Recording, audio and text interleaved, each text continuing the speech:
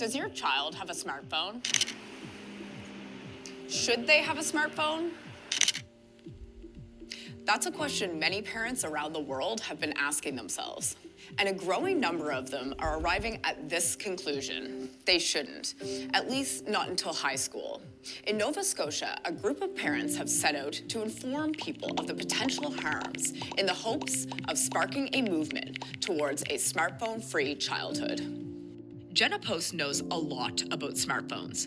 She's worked in the tech industry for 20 years and helped build the very first BlackBerry smartphones. So she's all too aware of the harms they can cause.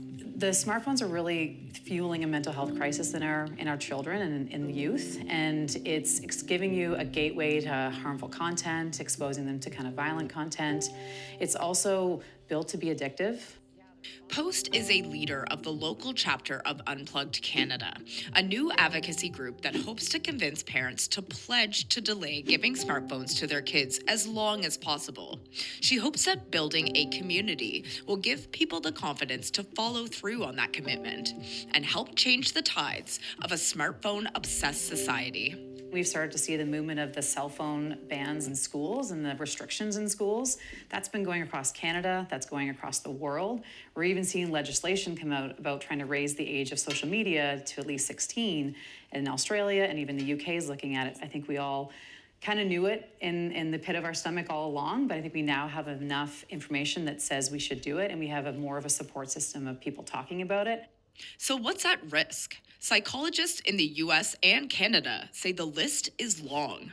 When you have the depression rate going up 50 to 100%, you have the suicide rate is up 50%, in the US at least. Education has been declining in America since 2012, not since COVID. So we have an enormous destruction of mental health, happiness, and education. This counts to me as one of the biggest public health emergencies we've ever had. The list is long. If we look at the physical side of things, touch phones are associated with sedentariness, disturbed sleep, and obesity. On the psychological side of things, we see links to inattention, depression, anxiety, suicidal thinking, loneliness, and a host of other mental health challenges.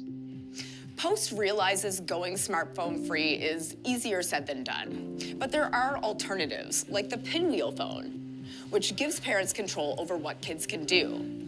You can get a home phone for after-school check-ins and a family computer for games and internet browsing.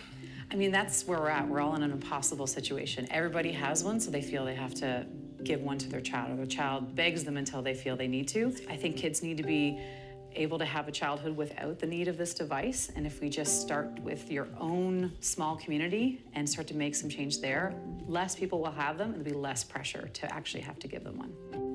While the experts do agree on delaying giving your child a smartphone, Simon Sherry says there are some positive social interactions that can come from them. But it's important to make the best decision for your family. As for Jenna Post and Unplugged Canada, they're hosting information sessions for parents to learn how to talk to your kids about going smartphone free.